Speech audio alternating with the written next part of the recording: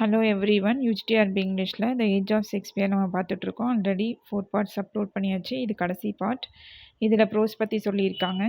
Line by line டீட்டெயிலாக analyse பண்ணிகிட்ருக்கோம். So கொஞ்சம் டைம் எடுக்கும். But it is very useful to clear the exam. இப்படி படித்து நம்ம அண்டர்ஸ்டாண்ட் பண்ணும் போது நமக்கு ஒரு கிளியர் ஐடியா இருக்கும். எக்ஸாம் எழுதும் போது ரொம்ப கான்ஃபிடென்ட்டாக இருக்கும். கண்டிப்பாக எக்ஸாமை கிளியர் பண்ணிடலாம். ஓகே, இந்த பீரியடில் இருந்த ப்ரோஸ் ரைட்டர்ஸ் யார் யாருன்னு பார்த்துடலாம். Lilly and other writers of prose fiction, while the Age of Shakespeare found its chief imaginative outlet in the drama, it was also active in the field of prose fiction. It did not indeed produce what we specially call the novel, by which we mean the long story of contemporary life and manners. This was not established in English literature till more than a century after Shakespeare's death, but in other lines of fictitious narrative, considerable progress was made.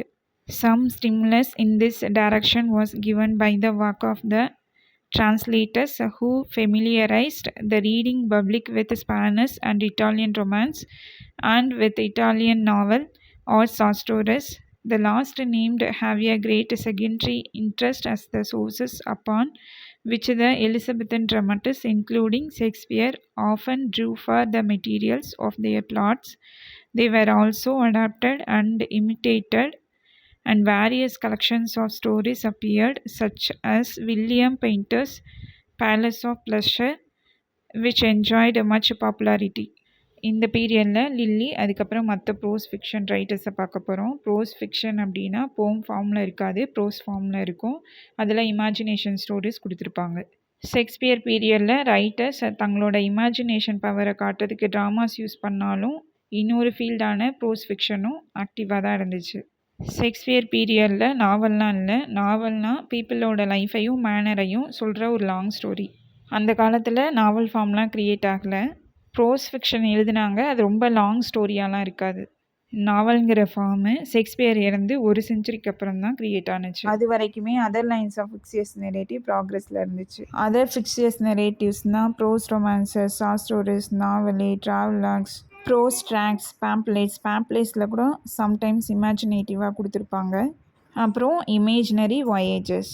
இந்த fictitious நெரேட்டிவ்ஸ்க்கு translators ஒரு stimulus கொடுத்தாங்க. Translators Spanish ஸ்டோரிஸை, Italian ரொமான்சஸை, Italian novelle, short ஸ்டோரிஸை இங்கிலீஷ்க்கு introduce பண்ணாங்க. இங்கே ஹட்சன் என்ன சொல்லியிருக்காருன்னா, இந்த டிரான்ஸ்லேஷன் பண்ண நாவலி, ஷார்ட் ஸ்டோரிஸ்லாம் கிரேட் செகண்டரி இன்ட்ரெஸ்ட்னு சொல்லியிருக்காரு. அது என்ன கிரேட் செகண்டரி இன்ட்ரெஸ்ட்னா, ஃபர்ஸ்ட் இன்ட்ரெஸ்ட்னா இப்போ ரொமான்ஸ்னால் லவ் ஸ்டோரியை சொல்கிறது, பீப்புளுக்கு டிலைட் பண்ணுறது. செகண்டரி இன்ட்ரெஸ்ட்னா அந்த டிரான்ஸ்லேஷன் பண்ண நாவலி, ஷார்ட் ஸ்டோரிஸ் இல்லை ரொமான்சஸோ வேறு ஒரு பர்பஸ்க்காக யூஸ் பண்ணுறது. ஷேக்ஸ்பியர் பீரியடில் ரைட்டர்ஸ் ஷேக்ஸ்பியர் முதற்கொண்டு அந்த ஸ்டோரிஸ்லேருந்து தங்களோட ட்ராமாஸ்க்கு ஸ்டோரி எழுதியிருக்காங்க. ஸோ இந்த ஸ்டோரிஸ்லேருந்து அடாப்ட் பண்ணியும் அதை சேஞ்ச் பண்ணியும் இமிட்டேட் பண்ணியும் அவங்க ஸ்டோரிஸ்க்கு கொடுத்தாங்க. இப்படி டிரான்ஸ்லேட் பண்ண ஒர்க்கில் எது ஃபேமஸ்னால் வில்லியம் பெயிண்டர் எழுதின பேலஸ் ஆஃப் ப்ளஷர். இதில் William Painter Spanish and Italian famous ஸ்டோரிஸை டிரான்ஸ்லேட் பண்ணி ஒரு கலெக்ஷனாக கொடுத்துருக்காரு. The most important prose romance of the period is the work of John Lilly, whose comedies have already been mentioned, Euphues, The Anatomy of Wit, and its sequel, Euphues and His England. The former was published in 1579 and was therefore exactly contemporary with the Shepherd's Calendar. The later, the following year, the first part tells of a young Athenian named Euphues, wealthy, handsome and clever, who sets out on his travels, reaches Naples, where he becomes an intimate friend of a certain Plautus, with whom he holds many long conversations on philosophical and ethical subjects, has several affairs of the heart which come to nothing, and in the end returns to Athens, leaving behind him a pamphlet or letter addressed to his friend and described as a cooling cord for Philautus and all fond lovers, the purpose of which is to dissuade him from women's society and the tender passion. இங்கே என்ன சொல்லியிருக்காங்கன்னா, Shakespeare பீரியடில் எழுதின மிக முக்கியமான pros romance John lily எழுதின யூஃபியஸ். யூஃபியஸ் the anatomy of wit, அதோட sequel continuation Euphues and his England. Euphues the anatomy of விட்டை 1579 பப்ளிஷ் பண்ணியிருக்காங்க. அதே வருஷம்தான் ஸ்பென்சரோட செப்பர்ஸ் கலாண்டரும் பப்ளிஷ் பண்ணாங்க. 1580 Euphues and his England publish ஆனுச்சு. யூஃபியஸோட first part the anatomy of விட்டில் யூஃபியஸ் அப்படிங்கிற ஒரு கேரக்டர் இருக்கார். அவர் யங் மேன், ஏத்தன் கண்ட்ரியை சேர்ந்தவர். அவர் ரொம்ப ரிச்சான பர்சன், ஹேண்ட்ஸமாக இருப்பார், கிளவராக இருப்பார். அவர் ஏத்தன் கண்ட்ரியிலேருந்து இட்டாலியில் இருக்க நேபிள்ஸ் அப்படிங்கிற சிட்டிக்கு போகிறாரு. நேபிள்ஸ் போனதுக்கப்புறம் ஃப்ளாட்டோஸ் அவருக்கு ரொம்ப ஃப்ரெண்ட் ஆகுறாரு. அவங்க 2 பேரும் சேர்ந்து ஃபிலாசபிக்கல் அண்ட் எத்திக்கல் சப்ஜெக்ட்ஸ் பற்றி பேசுகிறாங்க. யூஃபியஸ்க்கு நிறைய லவ் அஃபேர்ஸ் இருந்துச்சு, ஆனால் எதுவுமே சக்ஸஸ் ஆகலை. ஸோ அவர் நேபிள்ஸ்லேருந்து ஏத்தனுக்கே திரும்பி போகிறாரு. அப்படி போகிறப்ப தன்னோட ஃப்ரெண்டுக்கு ஒரு லெட்டர் இல்லைன்னா ஒரு புத்தகத்தை விட்டுட்டு போகிறாரு. அந்த லெட்டரில் என்ன சொல்கிறாருன்னா, ஃபிலாவுட்ஸுக்கும் மற்ற லவ் பண்ணுற பசங்களுக்கும் லவ்லாம் பண்ணாதீங்க அப்படின்னு சொல்லிட்டு அட்வைஸ் பண்ணுறாரு. It is a sort of love story but without action, and what little narrative there is merely an excuse for endless discourses and moralizings. In the second part, Euphues visits England and gives a long description of the country, the court and the manners of the isle, which is so unqualified in its surprise that could we only take it as truthful, we should be convinced that in Lilly's time our land was a paradise and its inhabitants absolute embodiments of all the virtues. The popularity of Euphues was extraordinary. In little more than half a century, it went through 10 editions, a great record at the time. Everybody read it who read anything, and the ladies of the court used it as a moral handbook, a guide to polite behavior, and a model of elegance in speech and writing. யூஃபியஸ் அப்படிங்கிறது ஒரு love story தான், ஆனால் action இருக்காது. Action இருக்காதுன்னா என்ன, ஸ்டோரியில் fights, adventures இந்த மாதிரிலாம் இருக்காது. இந்த ஸ்டோரியில் லவ் பற்றி சொல்கிறத விட ஃபிலாசபிஸும் மாரல் சப்ஜெக்ட்ஸும் தான் அதிகமாக இருக்கும். யூஃபியஸோட செகண்ட் பார்ட்டில் யூஃபியஸ் இங்கிலாந்துக்கு போகிறாரு. அங்கே இங்கிலாந்து கண்ட்ரி பற்றியும், இங்கிலாண்டோட கோர்ட்டு, தென் இங்கிலாண்டோட மேனர்ஸ், இதை பற்றி ஒரு லாங் டிஸ்கிரிப்ஷன் கொடுக்குறாரு. அந்த எக்ஸ்ப்ளனேஷன் இங்கிலாந்தை ரொம்ப புகழ்ந்திருக்கும். அவர் சொன்ன மாதிரி இங்கிலாந்து இருந்திருந்தா இங்கிலாந்து ஒரு சொர்க்கம்தான். அவர் சொன்ன மாதிரி பீப்புள் இருந்திருந்தா அங்கே இருந்த பீப்புள் எல்லாமே ரொம்ப குட் கேரக்டர்ஸ். ஆக்சுவலி இங்கிலாந்து அப்படி இல்லை, ஆனால் யூஃபியஸ் அந்த அளவுக்கு புகழ்ந்து சொல்லியிருப்பார். இதனால் லில்லி எழுதின யூஃபியஸ் எக்ஸ்ட்ராஆர்டினரியாக பாப்புலர் ஆனுச்சு இங்கிலாண்டில். கிட்டத்தட்ட 50 இயர்ஸ்க்குள்ளே 10 எடிஷன்ஸ் வந்துடுச்சு. அந்த காலத்தில் அது மிகப்பெரிய அச்சீவ்மெண்ட். எதையாவது படிக்கணும்னு நினச்சவங்க எல்லாமே இந்த புக்கை தான் வாங்கி படித்தாங்க. கோர்ட்டில் இருந்த லேடிஸ் கூட இதை மாரல் ஹேண்ட் புக்காக பார்த்தாங்க. இதில் இருந்த லாங்குவேஜ் ஸ்டைலு ஸ்பீச்சுக்கும் ரைட்டிங்க்கும் ரொம்ப எலகண்ட்டுன்னு நினச்சாங்க. அது மட்டும் இல்லை, பொலைட் பிஹேவியருக்கு ஒரு கைடு மாதிரி அப்படின்னு யூஃபியஸை நினச்சாங்க.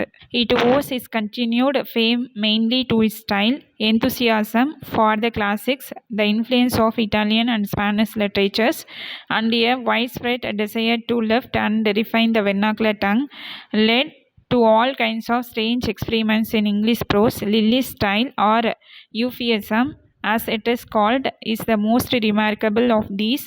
It is characterized, in common with other contemporary efforts, by extreme elaboration and artifice, and as distinguished from them by a number of specific rhetorical devices which give it a quality of its own.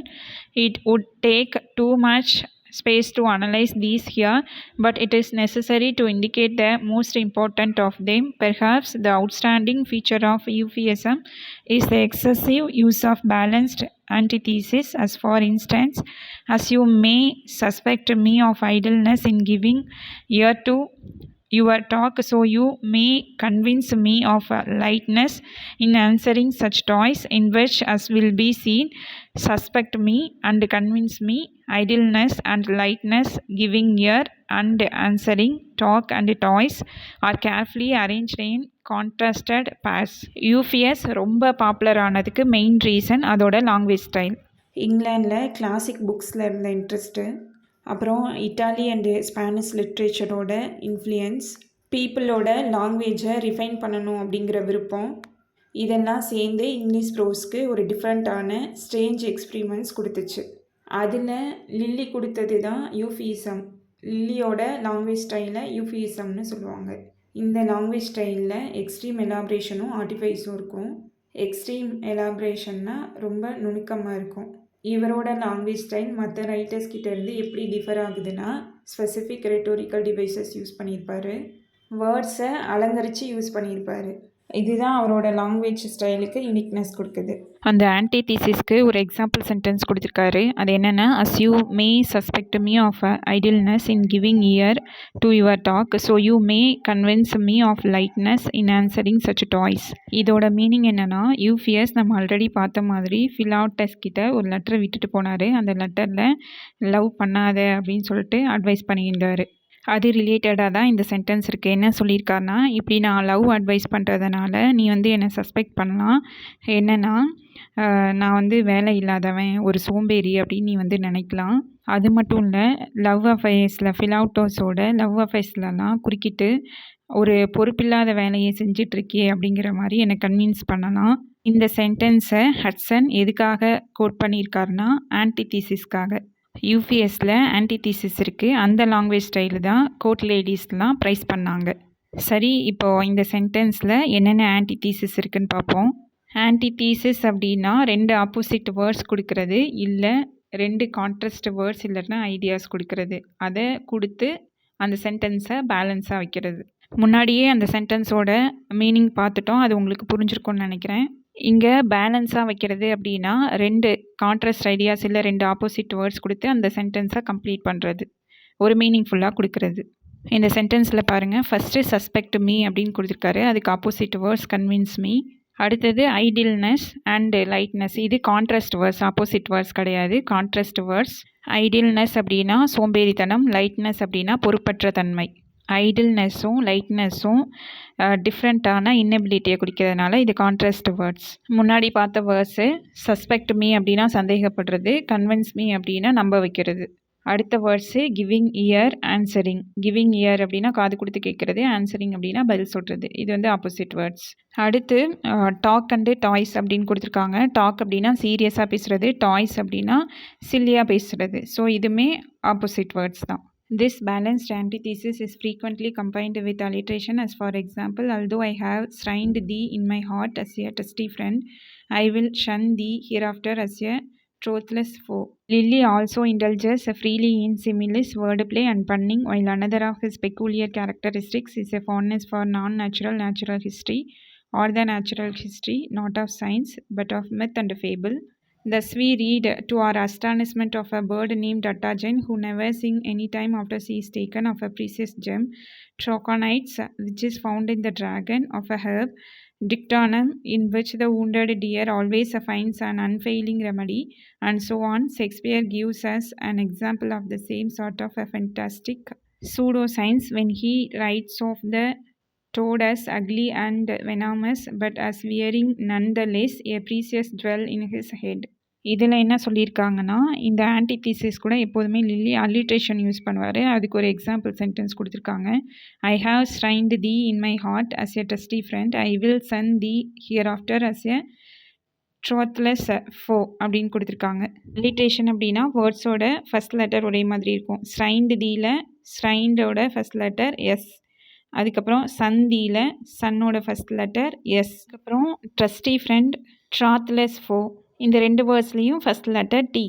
Trustee ஃப்ரெண்டுன்னு நமக்கு தெரியும், நம்பிக்கையான நண்பன் அர்த்தம். ட்ராத்லெஸ் ஃபோ அப்படின்னா ஆற்றல் இல்லாத எதிரின்னு அர்த்தம். இதில் இந்த 2 வேர்ட்ஸும் ஆன்டிதீசிஸ். அடுத்தது லில்லி சிமிலிஸ் யூஸ் பண்ணியிருப்பார், தென் வேர்டு ப்ளே, வார்த்தையை வச்சு விளையாடியிருப்பார், தென் பன்னிங், ஒரு வேர்டுக்கு 2 மீனிங்ஸ் கொடுத்துருப்பாரு. இன்னொன்று, இவரோட வாக்கில் ஒரு யூனிக் ஃபீச்சர் இருக்குது. அது என்னென்னா நான் நேச்சுரல் நேச்சுரல் ஹிஸ்ட்ரி. அப்படின்னா ஹிஸ்ட்ரியை சயின்டிஃபிக்காக சொல்லாமல் மித் வச்சு சொல்கிறது. இதுக்கு எக்ஸாம்பிளாக அட்டச்சன் ஒரு வேர்டு, அது யாரோ பிடிச்சதுக்கப்புறம் அது பாடவே இல்லையாமா. அடுத்தது ட்ராகானைட்ஸ் அப்படிங்கிற ஒரு ஜெம்மு, ப்ரீசியஸ் ஜெம்மு, அது டிராகன்குள்ளேருந்து கண்டுபிடிச்சிருக்காங்க. அடுத்தது டிக்டானம் அப்படிங்கிற ஒரு மூலிகை, அது காயம்பட்ட மான் மேலே தடவணும் அப்படின்னா எப்போதுமே அதுக்கு சரியாயிருமா.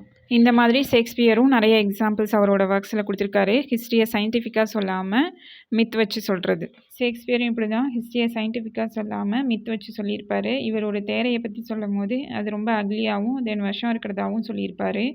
ஆனால் அப்படிப்பட்ட தேரையோட தலையில் ஒரு ப்ரீசியஸ் ஜுவல் இருக்குன்னு சொல்லியிருப்பார். The second place in Elizabethan prose romance may be assigned to Sir Philip Sidney's Arcadia, completed about 1581. though not published till 1613.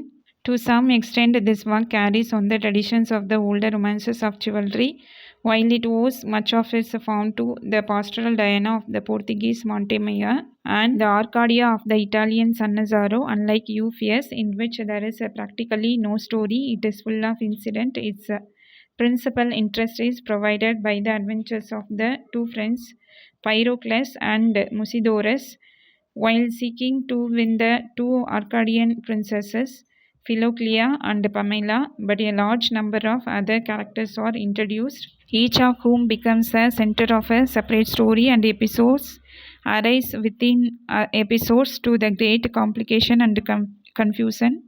Each of whom becomes the center of a separate story, and episodes arise within episodes to the great complication and confusion of the plot. Elizabethan பீரியடில் pros ரொமான்ஸில் second பிளேஸில் இருக்கிறது Philip Sydney எழுதின Arcadia. இது 1581 எழுதி முடித்தாங்க. ஆனால் 1613 வரைக்கும் இதை publish பண்ணலை. இந்த புக்கில் ஓல்டர் ரொமான்சஸ் ஆஃப் சிவல்ரி ட்ரெடிஷன்ஸும் இருக்கும். 2 ஒர்க்ஸை இன்ஃப்ளூயன்ஸாக வச்சு சிட்னி ஆர்காடியா எழுதினார். ஒன்று போர்த்துகீஸ் ரைட்டர் மாண்டேமேயர் எழுதின பாஸ்டரல் டயானா, அடுத்து இட்டாலி ரைட்டர் சன்னசாரோ எழுதின ஆர்காடியா. யூஃபியஸ் புக்ஸில் வெறும் ஃபிலாசபிஸ் அந்த மாதிரி சப்ஜெக்ட்ஸ் தான் இருக்கும். நிறைய இன்சிடென்ட்ஸ் இருக்காது, ஆக்ஷன்ஸ் இருக்காது. பட் இதில் நிறைய இன்சிடென்ட்ஸ் இருக்கும். இதில் ரொம்ப இன்ட்ரெஸ்டிங்கான விஷயம் என்ன அப்படின்னா, பைரோக்ளஸ் அண்ட் முசிடோரஸோட அட்வென்ச்சர்ஸ். இவங்க 2 ஆர்கேடியன் பிரின்சஸை வின் பண்ண முயற்சி பண்ணியிருப்பாங்க. அவங்க யாருன்னா ஃபிலோக்லியா அண்ட் தென் பமெலா. இதில் அதர் கேரக்டர்ஸும் இருப்பாங்க. மற்ற அதர் கேரக்டர்ஸ் ஒவ்வொருத்தவங்களும் ஒவ்வொரு ஸ்டோரியோட சென்ட்ரல் ஃபிகர். அப்புறம் ஒரு கதைக்குள்ளேயே மெனி எபிசோட்ஸ் இருக்கும். அதனால் ஸ்டோரியோட பிளாட்டு ரொம்ப காம்ப்ளிகேஷனாகவும் கன்ஃபியூசனாகவும் இருக்கும். Though Sidney does not overwork a few rhetorical devices like Lily, his prose is of an extremely ornate and poetical kind, and while striking and beautiful in places, in long run it became wearisome because of his total want of simplicity and restraint. 2 of the pre-Shakespearean dramatists whom we have named, Lodge and Greene, have also a certain importance as writers of romance. In a general way, they resemble Sidney in the use of the persons and machinery of a conventional pastoralism, but their style is largely fashioned upon that of Lilly, each produced amid much aware on account of his intrinsic merits, but because of his connection with Shakespeare. Lodge, Rosalind, Euphues' Golden Legacy furnished the raw materials of As You Like It. Green's Pandesto, The Triumph of Time, those of The Winter's Tale. Lyly மாதிரி rhetorical devices, word play, punning, antithesis. Sidney அவரோட வாக்கில் கொடுக்கலனாலும் ஆர்னேட்டாக words use பண்ணியிருக்காரு. வேர்ட்ஸை அலங்காரப்படுத்தி எழுதியிருக்காரு. பொயட்டிக்காகவும் கொடுத்துருக்காரு. சிட்னியோட style some பிளேசஸில் அட்ராக்டிவாகவும் பியூட்டிஃபுல்லாகவும் இருக்கும். But அவரோட ஒர்க்ஸை ரொம்ப படிக்கும் போது போராக ஃபீல் ஆகும். ஏன்னா அது ரொம்ப சிம்பிளிசிட்டி இல்லாமல் இருக்கும், தென் ரெஸ்ட்ரைண்ட் இல்லாமல் இருக்கும், கட்டுப்பாடு இல்லாமல் இருக்கும். எனக்கு நான் எழுதியிருப்பார். நம்ம ஷேக்ஸ்பியர் முன்னாடி படித்த ரைட்டர்ஸ் லார்ஜ் அண்ட் க்ரீனு, இவங்க ப்ரோஸ் ரொமான்ஸ் எழுதுறதுல ரொம்ப இம்பார்ட்டண்ட் ரைட்டர்ஸ். இவங்க சிட்னி மாதிரியே ட்ரெடிஷ்னலாக வில்லேஜ் கேரக்டர்ஸ் கொடுத்தவங்க. பட் அவங்களோட லாங்குவேஜ் ஸ்டைல் லில்லி மாதிரி இருக்கும். யூஃபிஎஸ்எம் யூஸ் பண்ணியிருப்பாங்க. இந்த பேசிக்கில் க்ரீன் ஒரு புக் எழுதியிருக்காரு, லார்ஜ் ஒரு புக் எழுதியிருக்காரு. அந்த 2மே இப்போ வரைக்கும் ரொம்ப இன்ட்ரெஸ்டிங்காக இருக்கும். எதனால் ரொம்ப இன்ட்ரெஸ்டிங்காக இருக்குன்னா, அதோட லாங்குவேஜ் ஸ்டைலில் இல்லை, அது ஷேக்ஸ்பியரோட கனெக்ஷனாக இருக்கிறதுனால. லார்ஜ் எழுதின ரோசலிண்ட், யூஃபியஸ் கோல்டன் லெகசி ஷேக்ஸ்பியரோட ஆஸ் யூ லைக் இட்டுக்கு ரா மெட்டீரியல். அப்படின்னா ஷேக்ஸ்பியர் லார்ஜோட ஒர்க்கை இன்ஃப்ளூயன்ஸாக வச்சு ஆஸ் யூ லைக் இட் எழுதியிருக்காரு. க்ரீன் எழுதின Pandosto, the triumph of time Shakespeare எழுதின த விண்டர்ஸ் டேலுக்கு raw material.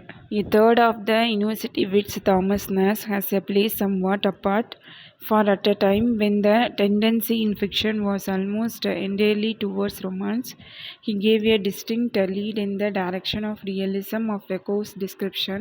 His Unfortunate Traveller, or The Life of Jack Wilton, a rambling record of adventure on the continent, is our earliest example of the picaresque novel or novel of rascality, a type of fiction which was already popular in Spain and was later to be cultivated with great success by Defoe. University விட்ஸில் நேஸ்க்கு ஒரு தனி பிளேஸே இருக்குது. ஏன்னா அவர் வாழ்ந்த பீரியடில் fiction ரொமான்ஸாக மட்டும்தான் இருந்துச்சு. பட் நேஸு கோர்ஸான முரட்டுத்தனமான ரியலிசத்தை ஃபிக்ஷனில் கொடுத்தாரு. அவர் எழுதின the unfortunate traveller or the life of Jack Wilton அப்படிங்கிற புக்கு யூரோப் கான்டினென்ட்டில் நடந்த அட்வென்ச்சர்ஸை சொல்கிற ஒரு பிளாட்டு. இதோட பிளாட்டு லீனியராக இருக்காது, கண்டினியூஸாக இருக்காது. இதுதான் இங்கிலீஷ் லிட்ரேச்சரில் ஃபர்ஸ்ட் பிக்காரஸ்க் நாவல். பிக்காரஸ்க் நாவல் அப்படின்னா அதில் இருக்க சென்ட்ரல் கேரக்டர் ரொம்ப மோசமாக குறும்புத்தனம் பண்ணுறவங்களாம் இருப்பாங்க. இந்த மாதிரி ஃபிக்ஷன் ஸ்பெயினில் பாப்புலராக இருந்துச்சு. அதுக்கப்புறம் டேனியல் டெஃபோ தன்னோட ஒர்க்ஸில் இதை சக்ஸஸ்ஃபுல்லாக கொண்டு வந்தார். இப்போது கிரேட் ப்ரோஸ் ரைட்டர் பேக்கனை பார்ப்போம். Bacon and his essays. We must not suppose that the English literature of the age of Shakespeare was entirely a literature of the imagination. England now felt the stimulus of the Renaissance on the intellectual as well as on the artistic side, and the result was the production of a great many prose works dealing with various subjects in which thoughtful people were then interested.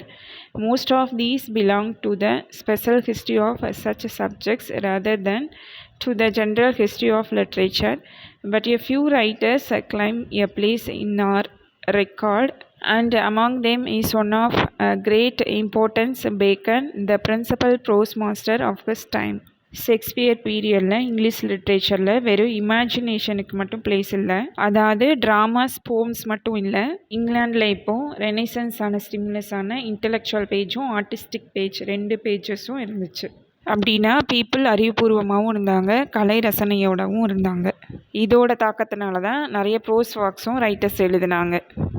Pros writers அவங்களோட ஒர்க்ஸில் அவங்க தாட்ஃபுல்லாக இருந்ததுனால various subjects பற்றி பேசினாங்க. இந்த பீரியடில் இருந்த pros works maximum லிட்ரேச்சரோட ஹிஸ்ட்ரியை சொல்லாமல் ஒரு பர்டிகுலர் ஃபீல்டு, ஒரு பர்டிகுலர் சப்ஜெக்டோட ஹிஸ்ட்ரியை சொல்லும். For example history of philosophy, history of medicine, history of science, இந்த மாதிரி. ஹட்சன் சம் ப்ரோஸ் ரைட்டர்ஸ் பற்றி சொல்ல போகிறாரு. அவங்களில் மிக முக்கியமான prose master Francis Bacon. The second son of a famous lawyer and statesman, Francis Bacon was born on 22nd January 1561. As a boy, his wit and precocity attracted the attention of the Queen, who used jestingly to call him her young Lord Keeper. His father then being the keeper of the Great Seal of England. He was educated at Trinity College, Cambridge, and in preparation for a career of statesmanship was sent to Paris in the suite of the English ambassador.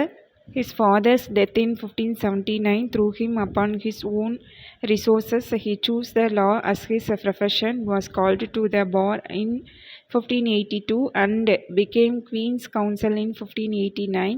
By this time, he had also made his mark as an orator in the House of Commons.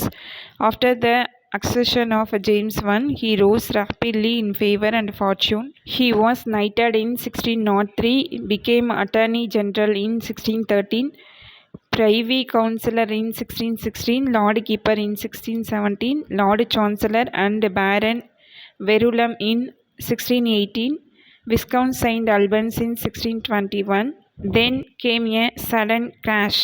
இதில் என்ன சொல்லியிருக்காங்கன்னா, Francis Bacon யாருன்னா ஒரு famous lawyer and then பொலிட்டிஷியனோட பையன். Francis bacon January 22, 1561 பிறந்திருக்காரு. சின்ன வயசுலேயே ரொம்ப அறிவாகவும் மெச்சூராகவும் இருப்பார். அதனால் குவீன் எலிசபெத் அட்மியர் ஆனாங்க. அதனால் குவீன் எலிசபெத் அவரை யங் லார்டு கீப்பர் அப்படின்னு கூப்பிட்டாங்க. ஏன்னா அவங்க அப்பா அப்போது keeper of the great seal அப்படிங்கிற பொசிஷனில் இருந்தார். பேக்கன் கேம்பிரிட்ஜ் ட்ரினிட்டி காலேஜில் படித்தவர். பேக்கன் ஒரு ஸ்டேட்ஸ்மேனாக பொலிட்டீஷியனாக ஆகணுன்ட்டு இங்கிலீஷ் அம்பாசிடர் கூட பாரிஸ்க்கு அவரை அனுப்பி வச்சாங்க. 1579 பேக்கனோட அப்பா இறந்துட்டாங்க. ஸோ அதுக்கப்புறம் அவர் தான் ஒர்க் பண்ண வேண்டியதாக இருந்துச்சு அவரோட லைஃபுக்காக. ஸோ அதுக்காக அவர் லாயர் பொசிஷனை சூஸ் பண்ணார். 1582 called to the bar, lawyer ஆனார். 1589 குவீன்ஸ் கவுன்சில், குவீனுக்கு லாயர் ஆனார். அதுக்கப்புறம் ஹவுஸ் ஆஃப் காமன்ஸில் ஒரு நல்ல ஆரைட்டராக இருந்தார், பேச்சாளராக இருந்தார்.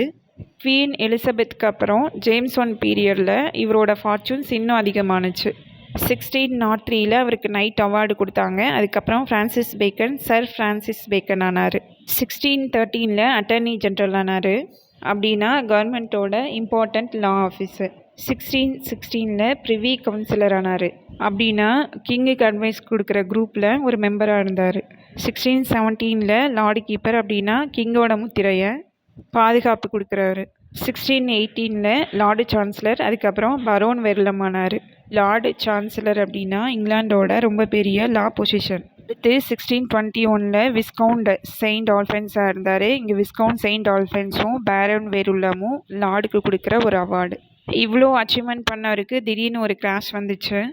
He was impeached before the House of Lords on various charges of official malpractice, offered no defense, and was sentenced to a fine of £40,000, imprisonment during the King's pleasure, and perpetual banishment from Parliament and court. This sentence, however, was never carried into effect, and ultimately he received a royal pardon. He spent the few remaining years of his life in scholarly pursuits and died in 1626 from complications arising from a cold caught while he was making a scientific experiment. His character was compounded of contradictions and inconsistencies. He believed himself born for the service of mankind and sincerely desired to devote his wonderful powers to the advancement of that knowledge which would lead to the glory of the Creator and the relief of man's estate. Bacon நிறைய அஃபிஷியலாக mall practice பண்ணினாரு அப்படின்னு சொல்லிட்டு house of Lord's முன்னாடி கிரிமினல்னு சொன்னாங்க. அதுக்கு bacon எந்த டிஃபென்ஸும் கொடுக்காதனால அவருக்கு £40,000 fine போட்டாங்க. கிங்கோட விருப்பப்படி அவரை ஜெயிலில் போடணும், அதுக்கப்புறம் பார்லிமெண்ட்டில் இருந்தும் கோர்ட்டில் இருந்தும் அவரோட பொசிஷனை எடுக்கணும் அப்படின்னு சொன்னாங்க. பட் அதை அவங்க செயல்படுத்தலை. லேட்டராக கிங் அவரை மன்னிச்சிட்டாரு. பேக்கன் தன்னோட கடைசி சில வருஷங்களில் சயின்டிஃபிக் ரிசர்ச் நிறைய பண்ணார். அப்படி சயின்டிஃபிக் ரிசர்ச் பண்ணிகிட்டு இருக்கும் போது அவருக்கு கோல்டு பிடிச்சி 1626 இறந்து போனார். பேக்கனோட நேச்சுரல் கேரக்டர் என்னென்னா எப்போதும் ஒரே மாதிரி இருக்க மாட்டார், கான்ட்ரடிக்ஷனோடு இருப்பார். சிம்பிளாக சொல்லணுன்னா எப்போ எப்படி மாறுவார்னு யாருக்கும் தெரியாது. பேக்கன் மேன்கைண்டுக்கு சர்வீஸ் பண்ணால் தான் பிறந்திருக்கோம் அப்படின்னு தன்னை நினச்சார். அப்புறம் அவரோட ஒண்டர்ஃபுல் பவர்ஸை சயின்டிஃபிக் டெவலப்மெண்ட்டுக்காக யூஸ் பண்ணணும்னு நினச்சார். சயின்ஸில் டெவலப்மெண்ட் இருந்தால் நமக்கு சயின்டிஃபிக் நாலேஜ் கிடைக்கும். அந்த நாலேஜ்னால் நம்ம இந்த க்ளோரி ஆஃப் த க்ரியேட்டரை அட்மியர் பண்ணலாம். அது மட்டும் இல்லை, அது எதுக்கு ஹெல்ப் பண்ணும் அப்படின்னா மேன்ஸோட எஸ்டேட் மனித குலத்தை மேம்படுத்த உதவும். இங்கே க்ளோரி ஆஃப் த க்ரியேட்டர் அப்படின்னா சயின்ஸ் டெவலப்மெண்ட் ஆகும்போது நம்ம நிறைய ரிசர்ச் பண்ணுவோம், நிறைய தெரிஞ்சுப்போம். இந்த உலகத்தில் கடவுள் எதை எதை க்ரியேட் பண்ணியிருக்காரு, அது எவ்வளோ அழகாக இருக்குது அப்படிங்கிறத நம்ம அட்மியர் பண்ணுவோம். இந்த யூனிவர்ஸ் எப்படி இருக்குது, ஸ்பேஸ் எப்படி இருக்குது, அந்த மாதிரி விஷயங்கள்லாம் நமக்கு ரொம்ப ஆச்சரியமாக இருக்கும். Yet in practice he sacrificed much for the sake of wealth and power and the satisfaction of his inordinate ambitions, while his moral teaching too often resolves itself into the narrowest expediency and utilitarianism.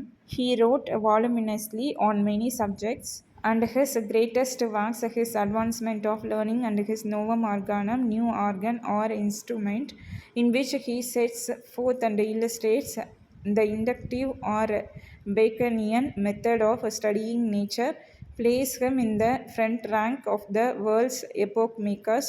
But these belong to the history not of general literature but of science and philosophy. His principal contribution to general literature is his little collection of essays or counsels civil and moral, first published in 1597 and in much enlarged editions in 1612 and 1625. The writing of these essays was doubtless suggested by the essays of the great French thinker Montaigne, but both the matter and the manner of them are entirely Bacon's own. Bacon நிறைய விஷயங்களை sacrifice பண்ணியிருக்காரு, அவரோட வெல்த்துக்காகவும் பவருக்காகவும் தென் அவரோட ஆம்பிஷன்ஸ்க்காகவும். Bacon moral teachings கொடுக்கும் போது அதில் செல்ஃபிஷாக யோசிப்பார், அதில் ஏதாவது அவருக்கு யூஸ் இருக்கா அப்படின்னு பார்ப்பார். பேக்கன் தன்னோட ஒர்க்ஸில் நிறைய சப்ஜெக்ட்ஸ் பற்றி நிறைய எழுதினார். அவரோட கிரேட்டஸ்ட் ஒர்க்ஸில் 2 சொல்லியிருக்காங்க, advancement of learning and then Novum Organum. அது இன்னொரு டைட்டில் என்னென்னா நியூ ஆர்கான் ஆர் இன்ஸ்ட்ருமெண்ட். இந்த 2 புக்ஸ்லையும் இண்டக்டிவ் இல்லைன்னா பேக்கேனியன் மெத்தட் அதுபடி நேச்சரை எப்படி ஸ்டடி பண்ணணும்னு எக்ஸ்பிளைன் பண்ணியிருப்பார். இந்த 2 புக்ஸ் தான் பேக்கனை வேர்ல்டு எப்போக் மேக்கர்ஸில் ஃப்ரண்ட் ரேங்கில் வைக்குது. எப்போக் மேக்கர்ஸ் அப்படின்னா தன்னோட தாட்ஸு, ரிசர்ச்சு இல்லை அவங்களோட ஆக்ஷன்ஸ் மூலமாக அந்த ஹிஸ்ட்ரியே சேஞ்ச் பண்ணுறாங்க. இதுக்கு எக்ஸாம்பிள் பார்க்கலாம். இப்போ நம்மளோட காந்தி எடுத்துக்கிட்டோம் அப்படின்னா அவர் ஒரு இண்டிபெண்டன்ஸ்க்கு ஒரு நியூ வே காட்டினார். அதனால் இந்தியாவோட ஹிஸ்ட்ரியையே சேஞ்ச் பண்ணார். ஸோ அவர் ஒரு எப்போக் மேக்கர். அந்த மாதிரி பேக்கனும் ஒரு epoch maker.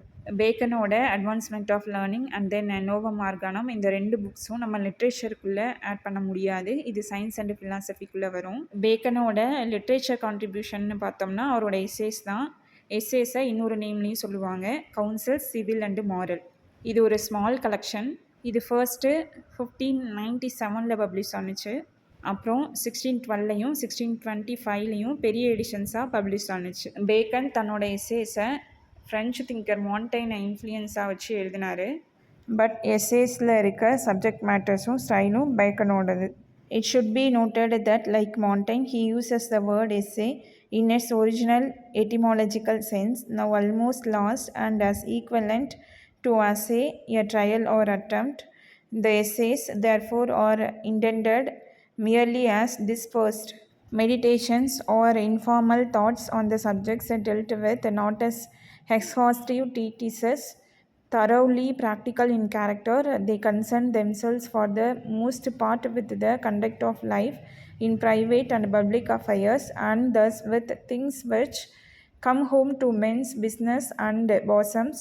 Extraordinary insight and sagacity are their salient qualities. Beyond perhaps any other book of the same size in any literature, they are loaded with the ripest wisdom of experience.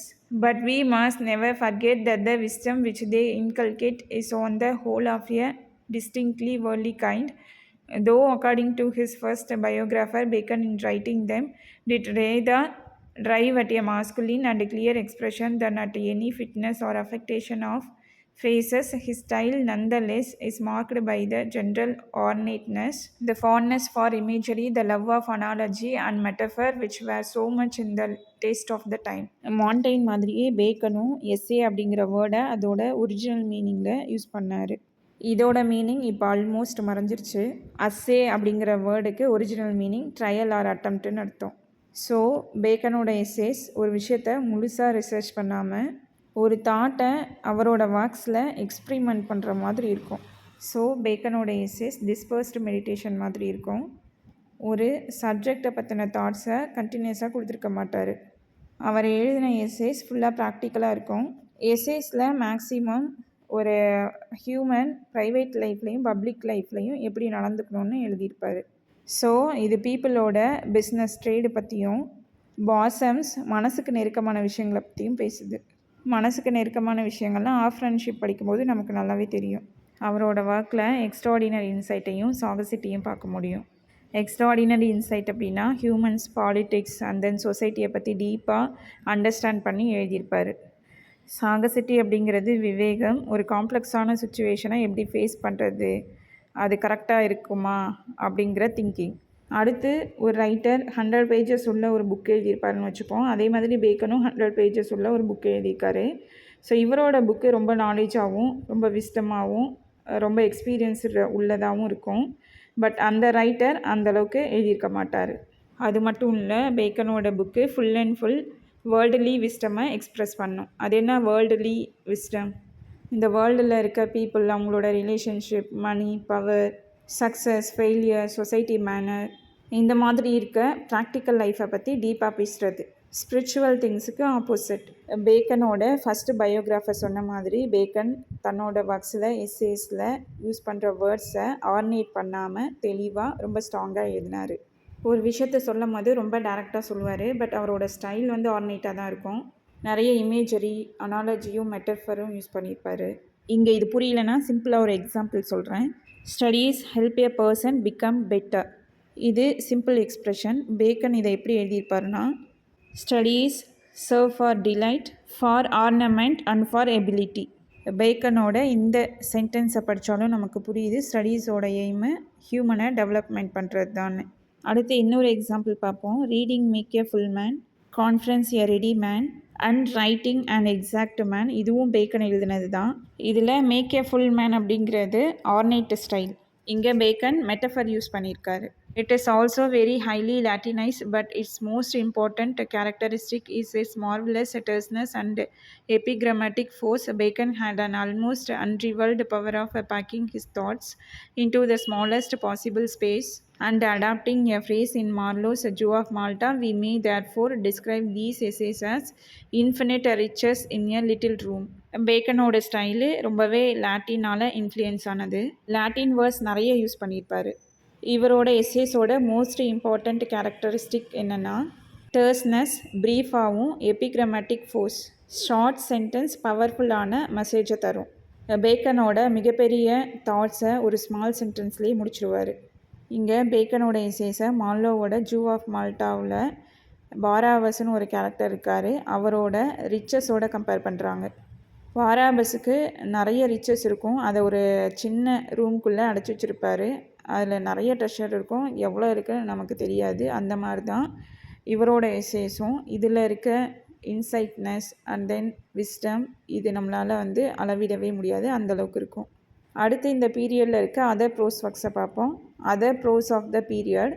The varied interest of the time are well represented in its prose literature. History was cultivated by many writers, among them Raleigh in his vast and uncritical History of the World 1614, Bacon in his judicial History of the Reign of Henry VII 1622, Fox in his thoroughly untrustworthy Acts and Monuments or Book of Mortis 1563, and Raphael Holinshed in his Chronicle of England, Scotland and Ireland, a work which Shakespeare often laid under contribution in his historical plays at a time when the spirit of adventure was strong. The literature of travel naturally flourished, and of this one specially famous work, Richard Hakluyt's Principal Navigations, Voyages, Traffics and Discoveries of the English nation may be cited as an example. நமக்கு தெரியும் இந்த பீரியடில் பீப்புளுக்கு நிறைய interest இருந்துச்சு, நிறைய ஃபீல்டில் நாலேஜ்ஃபுல்லாக இருந்தாங்க. இதோட வெளிப்பாடை நம்ம ப்ரோஸ் ஒர்க்ஸில் பார்க்க முடியும். ஹிஸ்ட்ரியை பற்றியும் நிறைய ரைட்டர்ஸ் எழுதினாங்க. அதில் ராலே ஹிஸ்ட்ரி ஆஃப் த வேர்ல்டு 1614 எழுதினார். இது ஒரு பெரிய புக்கு, பட் அந்தளவுக்கு கிரிட்டிசைஸ் பண்ணலை.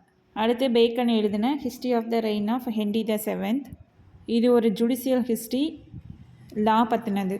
அடுத்து ஃபாக்ஸ் எழுதினது ஆக்ட்ஸ் அண்ட் மான்யூமெண்ட்ஸ், இதோட இன்னொரு title book of martyrs. 1563 untrustworthy book, நம்பிக்கை கொடுக்காத ஒரு புக்கு. அடுத்து ரஃபேல் ஹாலின்ஷெட் எழுதின chronicles of England, Scotland and Ireland. இந்த புக்கை யூஸ் பண்ணி ஷேக்ஸ்பியர் தன்னோட ஹிஸ்ட்ரி ட்ராமாஸில் நிறைய எழுதியிருக்காரு. அந்த பீரியடில் பீப்புளுக்கு நிறைய அட்வென்ச்சர் ஸ்பிரிட் இருந்துச்சு, சாகசம் செய்யணும் அப்படிங்கிற ஸ்பிரிட் இருந்துச்சு. ஸோ ட்ராவல் லிட்ரேச்சரும் அதிகமாக வளர்ந்துச்சு. ட்ராவல் லிட்ரேச்சருக்கு எக்ஸாம்பிள் ரிச்சர்டு ஹாக்லுட் எழுதின principal navigations, voyages, traffics and discoveries of the English nation.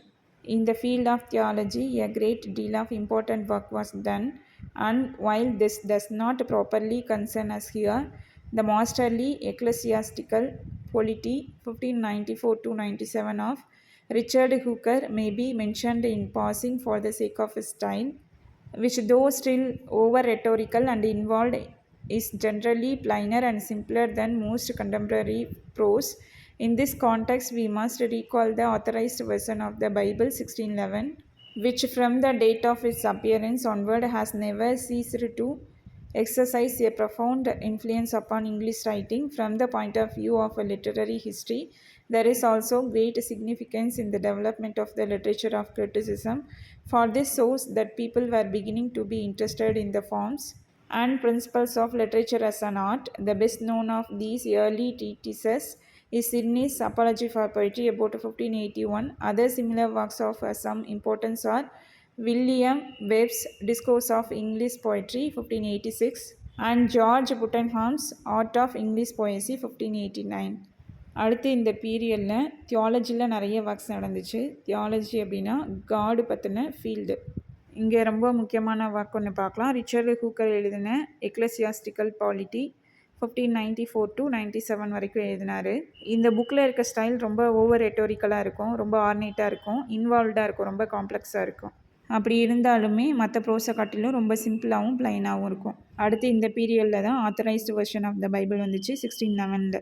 இதனால் இங்கிலீஷ் ரைட்டிங் மேலே ஒரு ப்ரொஃபவுண்ட் இன்ஃப்ளூயன்ஸ் இருந்துச்சு. இந்த பீரியடில் கிரிட்டிசிசமும் டெவலப் ஆனுச்சு. ஏன்னா பீப்புள் லிட்ரேச்சரை ஒரு ஆர்ட்டாக மட்டும் பார்க்காம அதோட ஃபார்ம்ஸ் பற்றி தெரிஞ்சுக்கணுன்னு நினச்சாங்க.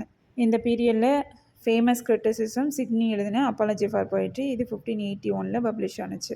அதே மாதிரி வில்லியம் வெப் எழுதின discourse of English poetry 1586, George Puttenham எழுதின ஆர்ட் ஆஃப் இங்கிலீஷ் போய்ட்ரி 1589. இது ரெண்டுமே கிரிட்டிசிசம் ஒர்க்ஸ் தான். இந்த பீரியடில் இம்பார்ட்டண்ட் கிரிட்டிசிசம். இதோட ஷேக்ஸ்பியர் ஏஜ் முடிஞ்சிடுச்சு. அடுத்த ஏஜை நம்ம நெக்ஸ்ட் வீடியோவில் பார்க்கலாம். நான் அடிக்கடி என்ன சொல்வேன்னா, எக்ஸாமை கிளியர் பண்ணி வேலைக்கு போகிறதுக்கு சிலபஸில் கொடுத்துருக்க டாபிக்ஸை ஃபுல்லாக கவர் பண்ணணும், டீட்டெயில்டாக அனலைஸ் பண்ணணும். அதில் இருக்க வேர்ட்ஸுமே நமக்கு இம்பார்ட்டண்ட்டு. அந்த வேர்ட்ஸை வச்சு நிறைய கொஷின்ஸ் கேட்பாங்க. ப்ரீவியஸ் இயர் கொஷின் பேப்பரை அனலைஸ் பண்ணிங்கன்னா தெரியும். சம்டைம்ஸ் நம்ம கொஷினில் இருக்க வேர்ட்ஸ் புரியாமல் அதை அண்டர்ஸ்டாண்ட் பண்ணாமல் நிறைய மிஸ்டேக்ஸ் பண்ணுவோம். ஸோ ஒவ்வொரு சென்டென்ஸ்லேயும் இந்த வேர்டு எதுக்காக யூஸ் பண்ணியிருக்காங்க, இது என்ன கான்டெக்ஸ்டில் வருது, புரிஞ்சு படித்தோம்னா ஐடியாஸும் மறக்காது, ஒரு கொஷினுக்கான ஆன்சரை கரெக்டாக சூஸ் பண்ண முடியும். எக்ஸாமுக்கு கேட்குற ஒவ்வொரு கொஷினும் நம்மளோட வேலையை டிட்டர்மைன் பண்ணும். இந்த வேலை நமக்கு கிடைக்குமா கிடைக்காது அப்படிங்கிறதுல ஒவ்வொரு கொஷினும் நமக்கு இம்பார்ட்டண்ட். ஸோ எந்த ஒர்க்ஸ் படித்தாலும் சரி புரிஞ்சு படிங்க, அது கண்டிப்பாக ஹெல்ப் பண்ணும். தேங்க்ஸ் ஃபார் வாட்சிங்.